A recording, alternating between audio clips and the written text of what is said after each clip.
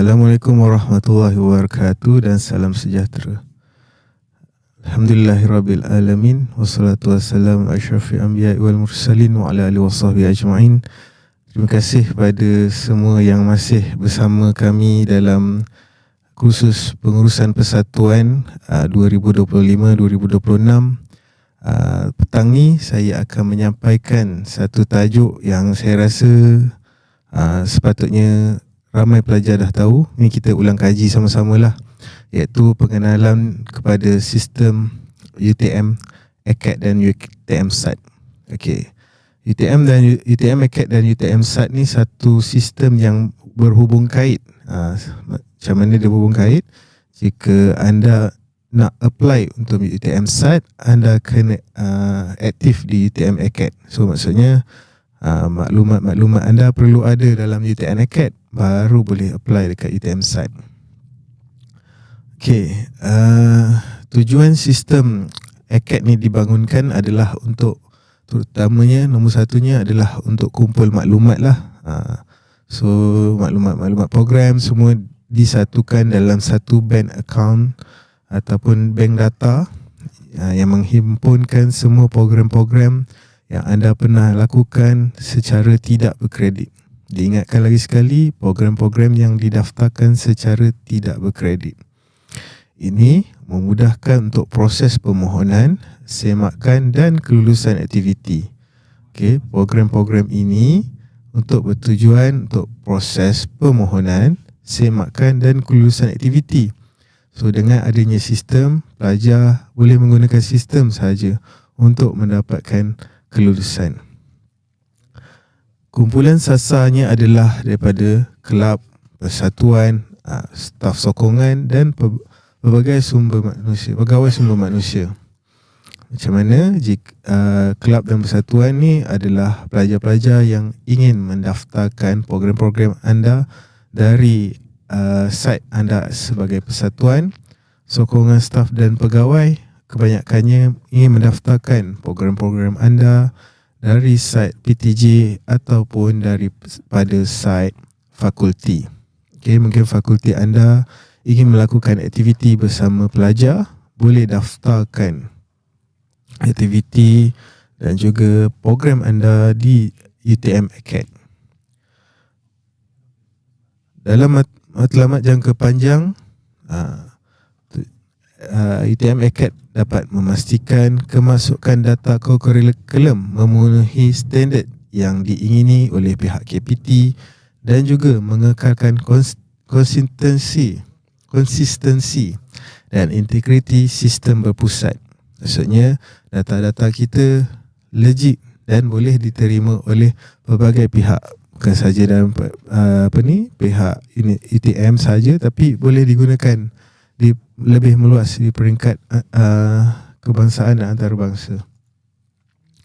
Okey, untuk log masuk ke dalam UTM ACAD, pautan seperti berikut: http://academic.utm.my/acad login.aspx/. Keperluan sistem kita suggestkan, mungkin selama ni pelajar-pelajar ataupun pegawai-pegawai ada je guna Google dan apa-apa sahaja peranti. Tetapi untuk jika anda tanya apa yang kami suggestkan menggunakan peranti Windows, pelayar Mozilla Firefox dan Adobe Reader 8.0 Plus. Minimum kelajuan internet mestilah 512 kbps. Kalau ada 4G dan 5G adalah lebih baik.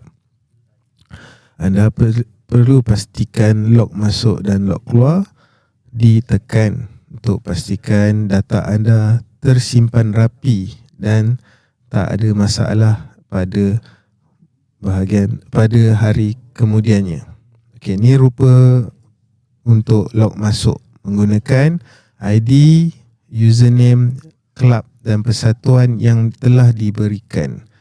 Kalau belum wujud lagi, boleh emailkan kepada pihak kami untuk permohonan wujudkan user. Tapi pastikan persatuan atau kelab anda telah berdaftar dahulu dengan pihak HEPA, baru boleh request untuk adakan ID. Dah daftar secara rasmi, baru boleh request untuk ID UTM Acad.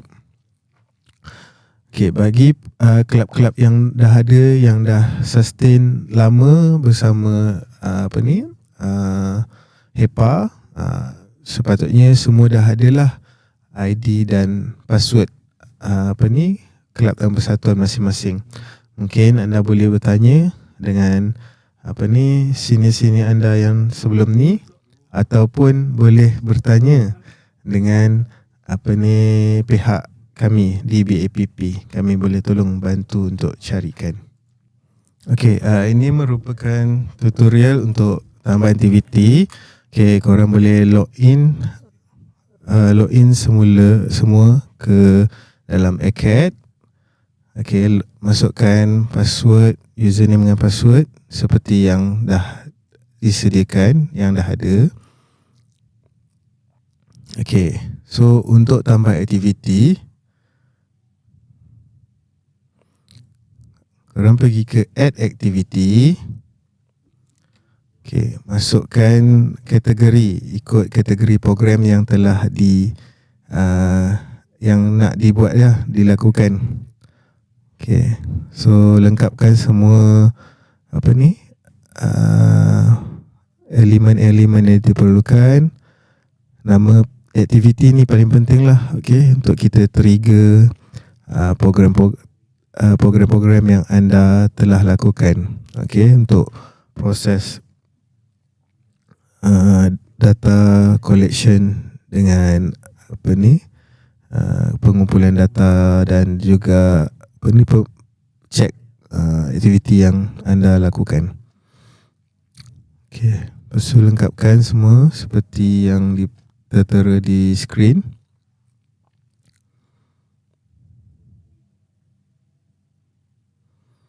Start date ni sangat penting. Pastikan anda masukkan start date yang betul, supaya semasa hari kejadian, program anda ataupun QR code untuk attendance anda tu dapat digunakan. Jangan program pada tarikh lain, lepas tu awak masukkan start date dengan end date tu pada tarikh lain. Pada hari kejadian, bila nak scan untuk kehadiran, tak ada. So dalam masa yang sama ni juga, saya nak ingatkan lah, kita ada share QR code kehadiran. Yang tu scan pakai yang biasa je, pakai Google biasa, Google search biasa. Lepas tu nanti jawab soalan, nanti dia akan bagi QR code kehadiran. Sama juga dekat sini, fakulti involved jika ada, masukkan. Lepas tu speaker jika ada, masukkan. Facilitator jika terlibat pun masukkan. Mentor jika terlibat pun masukkan. Sama je, diorang semua boleh terdiri daripada pihak UTM ataupun orang luar. So ini untuk attachment. Biasanya kita akan minta pelajar untuk upload paperwork. So upload. Impact ni adalah perkara yang paling penting untuk anda isi. Kat sini kita ada attribute. Pilihlah attribute yang berkenaan. Lepas tu kita ada Gucci, STG, ISS dan ISS lah. Lepas tu masukkan attribute apa yang anda pilih, dan masukkan detail dia. Macam mana anda kaitkan antara attribute yang anda pilih dengan program yang anda jalankan. So ni sebab saya nak tunjuk saja, saya tekan tulis test lah. Nanti anda boleh pilih ikut program yang anda jalankan, dan masukkan details apa yang anda jalankan tu berkaitan dengan Gucci, SDG dan ISS. So nanti kita boleh tahulah anda memang betul-betul letak attribute tu dengan program yang anda jalankan, supaya dia sync lah.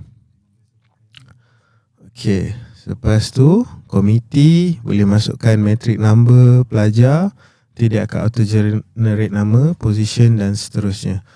Okey, lepas tu anda akan sampai ke page ni. Okey, page ni anda perlu masukkan pegawai-pegawai yang terlibat dengan program anda. Contohnya kalau saya kalau program-program sebelum ni, kalau program-program untuk bersifat keagamaan, boleh mohon atas nama saya sebelum ni, tapi sekarang telah ditukar kepada Ustaz Panji. So boleh pilihlah pegawai-pegawai berkaitan. Lepas tu masukkan permohonan kewangan yang anda nak, berapa banyak dana yang anda mohon. Lepas tu boleh submit. Okey, lepas tu kita pergi kepada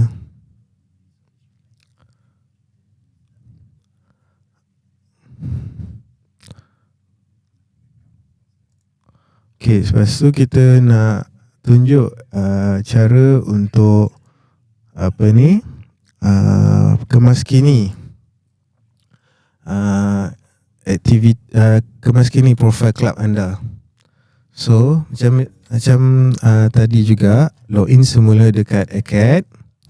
Okey, masukkan email dan password anda. Okey, ini penting tau, perkara ni penting untuk pastikan kita tahu yang kelab dan persatuan anda masih aktif. Kalau kita tengok dekat data persatuan tu macam dah lama je tak wujud, nanti kita boleh tutup lah. Okay, ni sebab dia dekat atas, saya pilih yang ni. Okay, masukkan semua perkara yang diperlukan. Advisor ni adalah penasihat. Masukkan employee ID penasihat anda. Nanti dia akan auto generate. Lepas tu dia keluarkan, letakkanlah sampai bila dia akan jadi penasihat anda. Lepas tu kat sini masukkan nombor matrik pelajar. Lepas tu bagi dia punya position dan bila di appoint dan akan tamat. So lepas tu save, dia akan masuk semula ke dalam dalam sistem tu lah. So anda telah officially dilantik sebagai ahli kelab tersebut.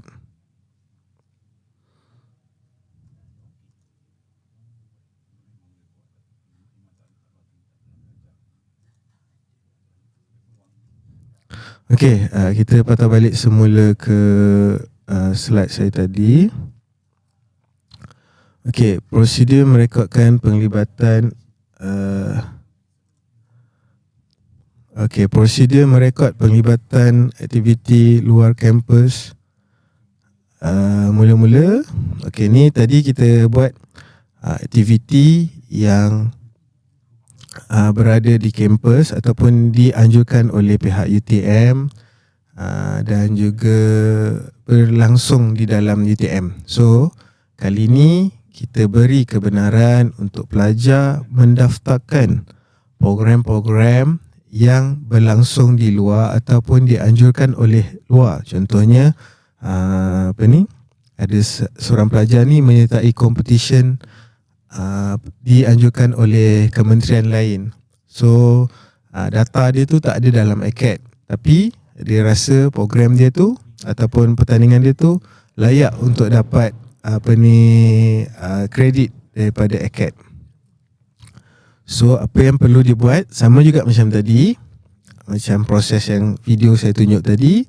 Login semula dalam portal. Okey, tapi yang ni diguna portal lah sebab setiap individu tu dia semuanya pelajar ada portal masing-masing. Dia tak ada dia tak ada Acad punya username dengan password.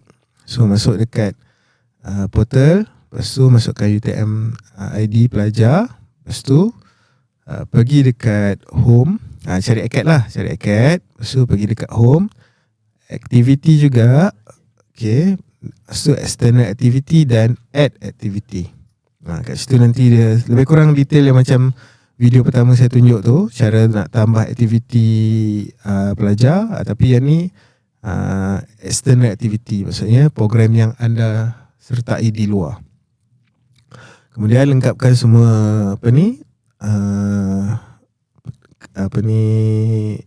maklumat yang diperlukan, lengkapkan semuanya. Kemudian sekali yang paling penting adalah muat naik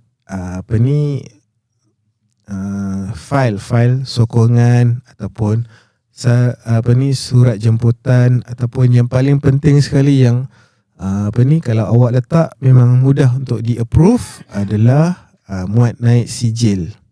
Okey, sijil. Kalau surat jemputan ni kena pastikan surat jemputan tu ada nama awak. Tapi kalau sijil ni memang confirm ada nama awak, dan nak dapat approval tu lebih mudah. Sebabnya untuk aktiviti luar kampus ni perlu mendapatkan kelulusan mula pelajar pohon. Lepas tu dia akan dapat kepada pegawai HEPA. Pegawai HEPA akan approve. Pegawai HEPA dah approve, barulah program anda tu dikira ataupun appear dalam sistem ACAD kita. Okey, kita beralih pula kepada UTM SAT. So daripada program-program yang anda dah jalankan pada UTM ACAD, yang dah ini pada UTM ACAD, sekarang ni kita nak generate UTM SAT pula. So UTM SAT ni apa dia? UTM SAT adalah UTM Student Activity Transcript. Okay, kat sini kita akan dapat lihat semua program-program yang telah kita jalankan sepanjang anda berada di UTM.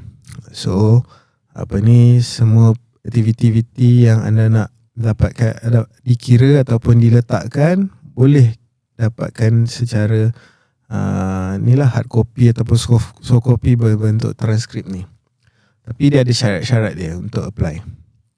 Okey, syarat pertama, semasa apply anda berstatus pelajar sarjana muda yang berada pada tahun akhir saja. So maksudnya kalau anda baru first year, second year, belum boleh apply.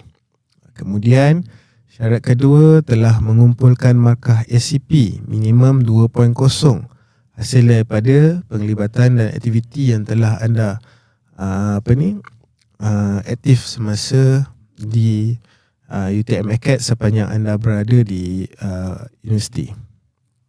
Ketiga, anda perlu dijangkakan untuk bergraduasi pada majlis convocation tahun semasa. Okey, maksudnya tahun convocation anda, tahun tu jugalah anda perlu buat permohonan. Dan keempat, anda telah mendapat kelulusan bergraduasi secara rasmi daripada Senat Universiti. So, kepada pelajar-pelajar pada semester akhir tahun ni yang akan bergraduasi dalam masa pada hujung bulan 10 ke bulan 11 tahun ni, anda kena tunggu dapatkan kelulusan senat yang mengatakan anda bergraduasi, baru anda boleh mohon. So sebab tu kita tak buka sepanjang tahun. Kita akan buka UTM SAT ni paling awal dalam planning saya setakat ni pun antara bulan 7 atau bulan 8. Okay, nanti saya akan buat pengumuman secara rasmi di Facebook jika UTM SAT ni telah dibuka. Okay, cara untuk mohon, pertama, log masuk ke UTM portal ataupun sistem iConvo. Okay, mana-mana sistem yang anda masih boleh buka. Okay, kalau masa tu anda apply awal, kemungkinan besar anda boleh masuk lagi My UTM portal. Tapi jika tidak, anda boleh gunakan sistem iConvo dan akses aplikasi UTM SAT di bawah kategori akademik. Kemudian, sistem akan menyemak kelayakan ACCP secara automatik. Butang aktif aplikasi aktif menjadi merah atau kuning jika anda melepasi 2.0. Maksudnya, kalau boleh mohon, dia akan berwarna merah. Dia akan berwarna kuning. So, maksudnya SCCP anda 2.0 dan anda layak mohon. Tapi mengikut pengalaman saya, pelajar-pelajar yang mohon ni semua pelajar-pelajar yang aktif. Dan untuk dapatkan SCCP 2.0 ni sangatlah mudah. Anda kena aktif di peringkat persatuan, ikut segala aktiviti yang telah dijalankan, dan paling utama sekali, pastikan anda scan kehadiran untuk merit UTM ACAD tu. Jangan anda join program habis anda balik tapi tak scan. Kalau penganjur tak ada tak ada sediakan, anda kena tanya penganjur tu mana nak dapat kehadiran untuk UTM ACAD merit pelajar, okay? Merit aktiviti pelajar. So langkah seterusnya, klik new application, kemudian semak ketetapan profil serta kemas kini nombor telefon dan email peribadi, kemudian tandakan persetujuan terma dan klik butang submit untuk proses oleh penasihat akademik. Ya. Okey. Penasihat akademik anda perlu approve permohonan anda.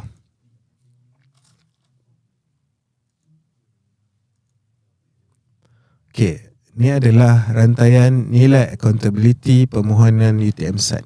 Okey, jika ada pelajar-pelajar masih tak clear untuk permohonan UTM-SAT ni, kita ada sediakan bukan saja modul ni, tapi daripada modul pertama pagi tadi sampailah modul habis nanti, kita akan muat naikkan modul-modul ni di website BAPP. Okey, anda boleh search dekat Google website BAPP UTM. Dia akan keluar website BAPP tu dan boleh cari modul-modul dan juga guideline untuk anda baca ke semua modul yang telah di-present ataupun telah disampaikan pada hari ini oleh semua pegawai kita.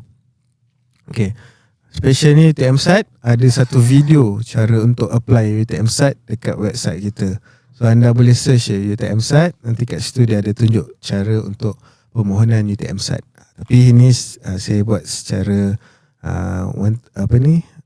penyampaian secara direct terus kepada anda. Okey. Tengok je kat sini, anda dah boleh mohon dah. Okey.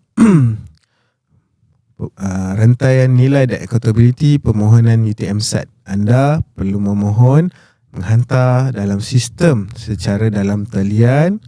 Kemudian seperti yang saya maklum tadi, proses tu akan sampai kepada penasihat akademik anda. Jadi untuk cepat, selepas anda mohon, anda terus boleh kontak penasihat akademik anda mengatakan anda ada apply untuk UTM-SAT dan minta dia approve. Okay, selepas dapat approval daripada penasihat akademik, kita akan proses tu akan terus ke pegawai aktiviti BAPP secara dalam sistem, dan pegawai aktiviti akan review semula application awak, pastikan bukti yang disertakan atau attachment yang diletak dalam permohonan tu legit, dan kemudian kita akan berikan kelulusan, dan kemudian awak perlu buat pembayaran untuk dapatkan hard copy UTM-SAT tu, dan kemudian kami akan dapatkan endorsement daripada TNC HEPA untuk sign UTM-SAT, dan kemudian kita akan agihkan oleh urus dia kepada pelajar bergantung kepada cara proses pengagihan yang anda pilih. Ya, sebab dia ada dua option. Satu option daripada segi self collect, anda boleh start self collect di tempat yang telah disediakan. Kita juga akan announcekan semasa sebelum hari convocation anda. Pastikan anda follow jugalah Facebook BAPP untuk tahu update tentang UTM-SAT. Ataupun jika anda rasa tak boleh nak collect pada hari kejadian, anda boleh pilih option untuk kami postkan ke rumah anda. Okey.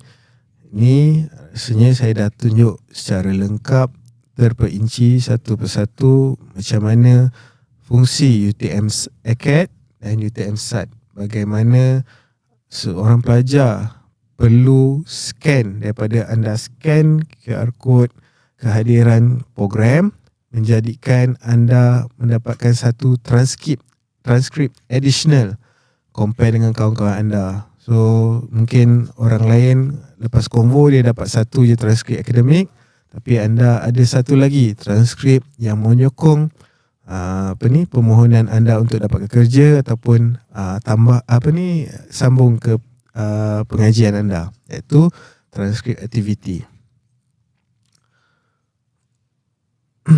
Seperti saya maklumkan tadi, ada dua cara untuk dapatkan transkrip. Satu adalah physical self collect di kaunter yang disediakan, dan kemudian postage. Jadi itu saja daripada saya untuk sistem ACAD dan UTM-SAT. Jika ada apa-apa soalan, boleh tulis di ruang komen. Cumanya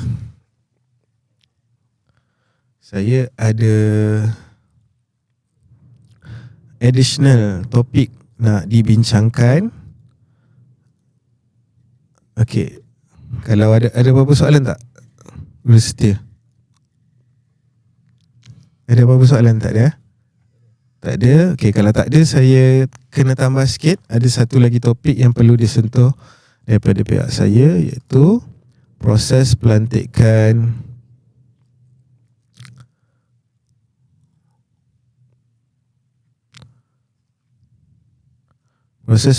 penasihat. Okey, ni sekejap je, sikit je.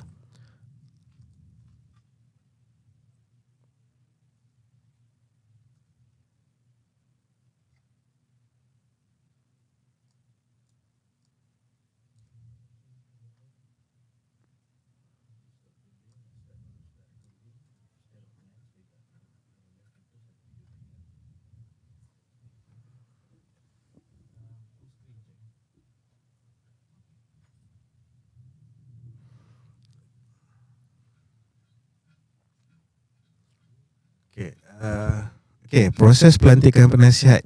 Kalau tadi ACAD tadi mostly perkara-perkara baru, perkara-perkara yang anda telah buat selama ni. Okey, kebanyakannya proses-proses yang sama, cuma diulangi. Cuma untuk pelajar-pelajar baru mungkin dia tak tahulah, tapi untuk yang dah lama ataupun dah tahun kedua, ketiga di UTM, anda dah biasa.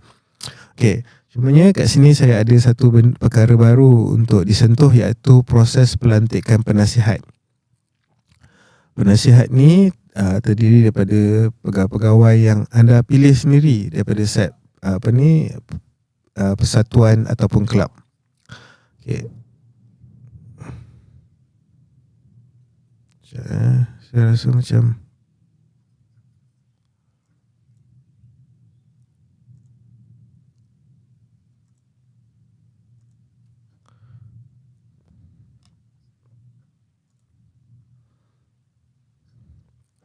okey.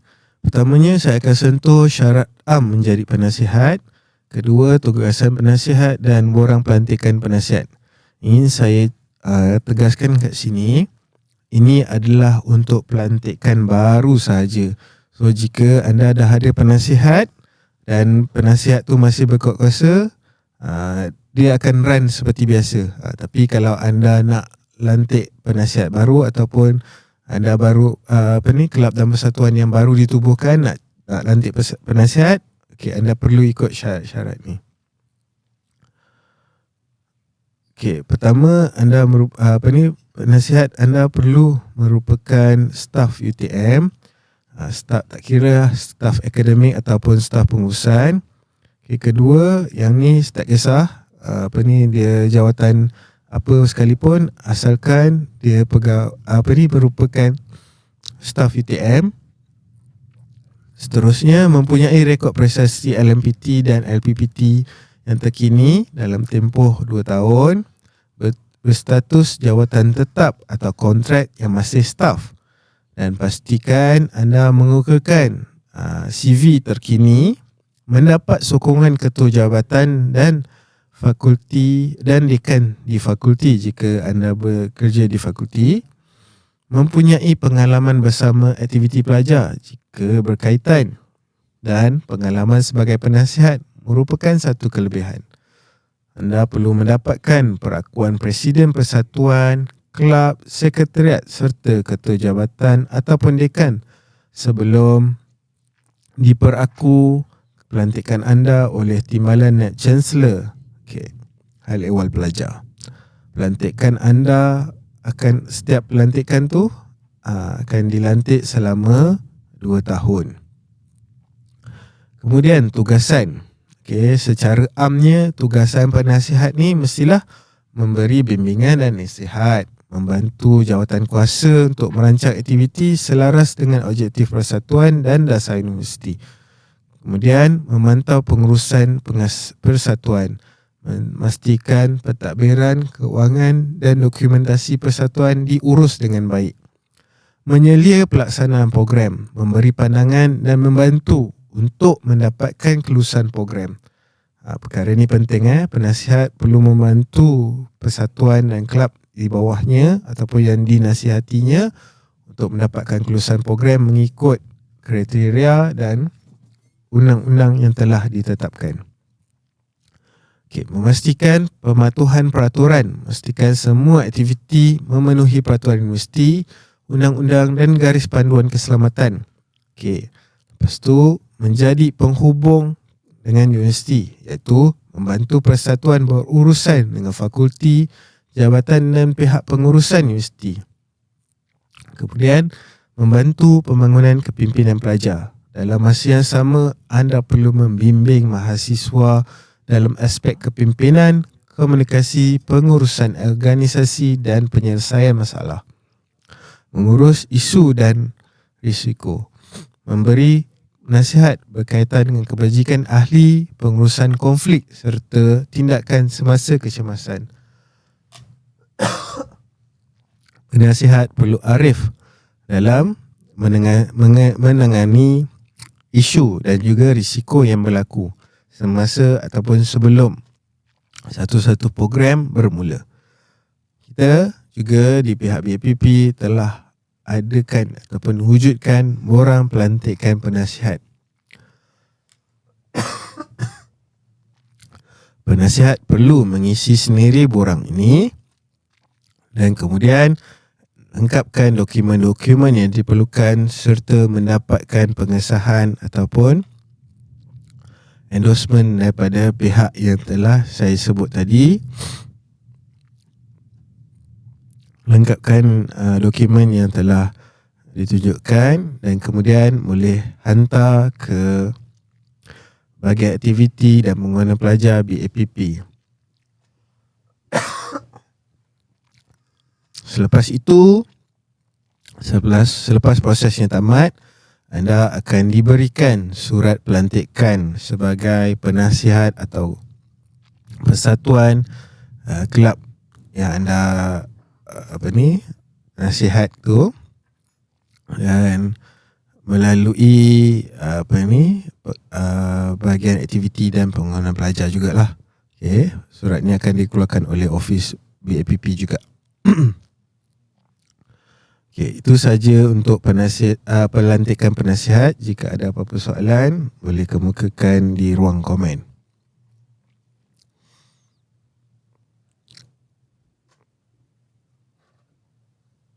Tak ada. Rustia ada tak soalan? Tak ada. Kalau tak ada soalan, itu saja daripada saya. Terima kasih atas perhatian semua. Saya berharap dengan perkongsian saya ni dapat membantu sedikit sebanyak anda semua untuk menguruskan persatuan masing-masing. Itu saja daripada saya. Terima kasih. Assalamualaikum warahmatullahi wabarakatuh.